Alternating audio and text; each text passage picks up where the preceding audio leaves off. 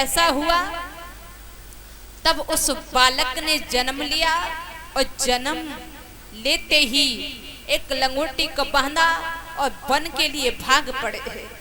वेद व्यास पीछे पीछे जाते हैं, कहते हैं बेटा ठहरो, ऐसा कहीं नहीं होता है जो तुम इतनी छोटी अवस्था में वन के लिए जा रहे हो।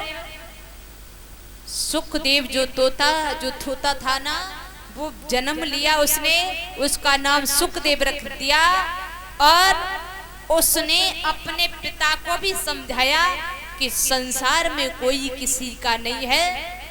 कहा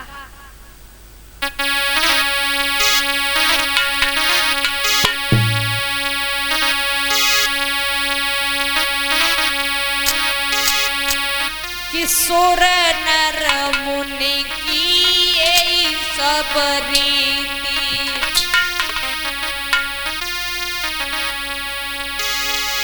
कि सुर नर मुनि की यही सब रीति, स्वार्थ कार करे सब प्रीति।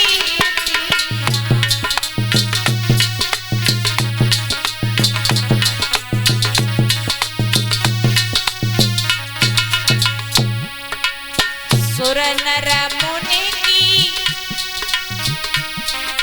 सुर नर मुनि जन की सब रीति, स्वार्थ कार करे सब प्रीति।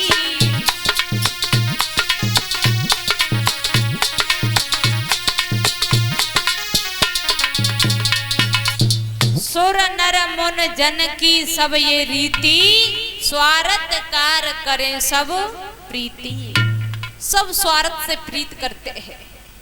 भैया अपने भैया से प्रेम करता है तो स्वार्थ से, यानी संसार में कोई रिश्ता देख लो सब स्वार्थ के भरे हुए। अच्छा, अगर स्वार्थ से प्रीति ना हो तो फिर एक जब तरीका से इनकी अजवास हो सकती है। जब कोई आपत्ति आती है तो आपत्ति में जो खड़ा हो जाता है तो समझ लो वो स्वार्थी वाला नहीं है, वो अपना है, चाहे भले भी कितनी दूर का क्यों ना हो। जो बिगड़े में साथ देता है वही अपना होता है। ऐसा नहीं है कि सगा भाई है तो उससे आप रिश्ता रखते हो और किसी ने तुम्हारे बिगड़े में साथ दिया है तो उससे तुम दुर्वच्छा करते हो कि ये तो अलग का है भाई, इससे इतना प्रेम नहीं करना चाहिए। चाहे वो कितनी भी दूर का क्यों ना हो, जो आपत्ति में साथ दे रहा है वही अपना है। आज जैसे ही सुखदेव जी वन के लिए चल पड़े हैं, इधर भोले बाबा अपने कैलाश पर्वत पर आए हैं। अब यहाँ से आगे का महाभारत का प्रसंग चलेगा, तब तक एक सुंदर सा भजन बोलेंगे।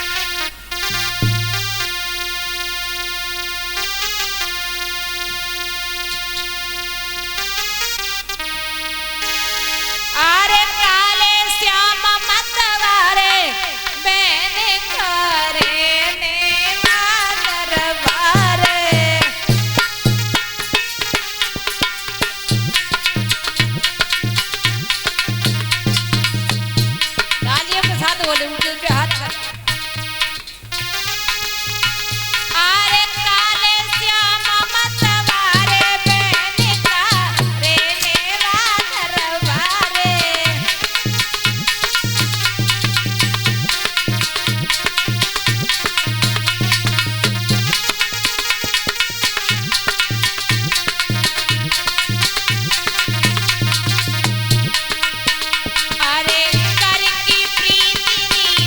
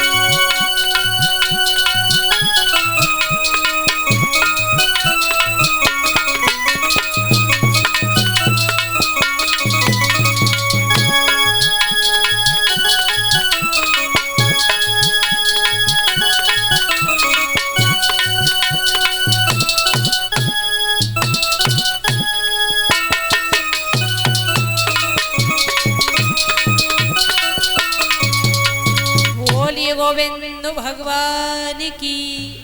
भैया आवाज डाउन हो गई इसकी। आज श्री सौनक समझाते हैं, श्री सूत जी कहते हैं सौनक ऋषि कि आज जैसे ही जो वार्तालाप हो रहा है कि समाज में बैठ करके मेरे दादा, इसके बाद बढ़ा दो। अब महाभारत का जो प्रसंग था मैंने पहले ही बताया था, भागवत में कम आया है, लेकिन इसकी जड़ से बता करके चलूंगी कि महाभारत ये कैसे हुआ, इनकी कौरवों की पांडवों की कैसे उत्पत्ति हुई और भीष्म पितामह की कहां से जन्म हुआ, कौन मां थी कौन पिता थे, ये हम आपको थोड़े विस्तार से समझा के चलेंगे। और जल्दीबाजी तो है ही नहीं है क्योंकि 9 दिन की कथा है, आराम से चलते चलेंगे मेरे भैया। एक समय की बात है, भीष्म पितामह को कहते हैं गंगा पुत्र, गंगा के ही पुत्र थे ये, जो प्रतीक नाम के राजा थे। उनके घर में कोई संतान नहीं थी, उन्होंने वन में जाकर के भजन किया, वन में जाकर के भजन किया।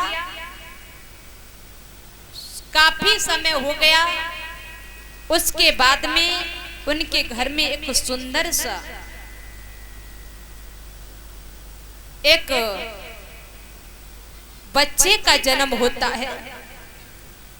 मेरे दादा, कहा जाता है कि संसार में सब चीज होना जरूरी है। अगर किसी के घर में बच्चा भी नहीं है फिर भी घर अच्छा नहीं लगता है, और ज्यादा ना हो तो भगवान एक लड़की को दे दे फिर भी लड़की से भी घर शोभा होता है। लेकिन कुछ लोग ऐसे होते हैं कि लड़की को, ये क्या बात है, कूलर की क्या हवा रुक के बैठे हो। लड़की जिस घर में नहीं होती हो दादा, उन माता पिता के कभी पाप दूर नहीं हो सकते। लड़की का कन्या दान लेकर के ही हमारे हाथ पवित्र होते हैं। जिस घर में लड़की होती है, लड़का होता है सौभाग्य से, और लड़की मिलती है वो समझ लो सौभाग्य नहीं, आपके जन्मों जन्मों के पुण्य उदय होते हैं, तब आपको लड़की प्राप्त होती है। और कुछ लोग कहते हैं कि लड़की है शादी करनी पड़ेगी, भार है, ये है।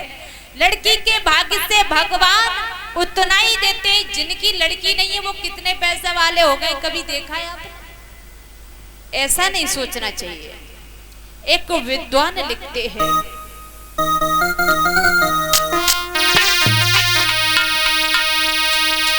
जिनकी संतान नहीं होती है वो विचार करती है। मैया कहने लगी,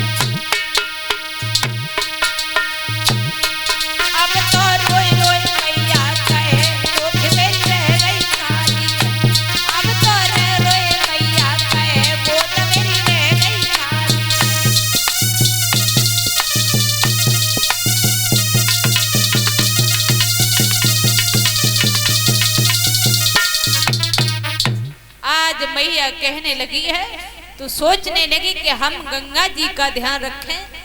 मैया कहने लगी मेरे घर में संतान हो जाए, मुझसे ये ऐसा बुरा भला कहते हैं कि ये बांझ है, और मैं ये भी कहती हूँ कि मेरे संतान हो जाए, भले ही मर जाए लेकिन मेरी कोख चल जाए। इतना बुरा लग रहा है क्योंकि नारियां बहुत अफवाह उड़ाती हैं, लेकिन इन स्त्रियों को ये पूछा जाए कि संतान लेना और देना भगवान की काम है, ये तुम्हारे बाप की जागीर नहीं है। तुम्हारे पास में 4 लड़का हो गए, दूसरे की खिल्लियां उड़ाओ, कोई पता नहीं है समय का। तुम्हारे 4 लड़का कितने दिन के हैं और कितने दिन के नहीं है।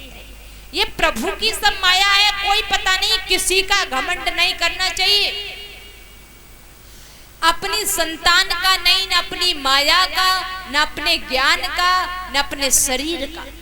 मैंने देखा है किसी की काज अगर सुंदर हो ना, फिर देखो गली में जब मालूम पड़ते कि यही एसडीएम आ रहा है, दूसरे के सामने कोई गरीब आ रहा है, चाहे भले भी वो चाचा लग रहा है रास्ते में, लेकिन राम राम नहीं कर सकते क्योंकि शरीर भी सुंदर है और थोड़े पैसे में भी है, तो क्यों राम राम करें, किसी से कम थोड़ी नहीं है।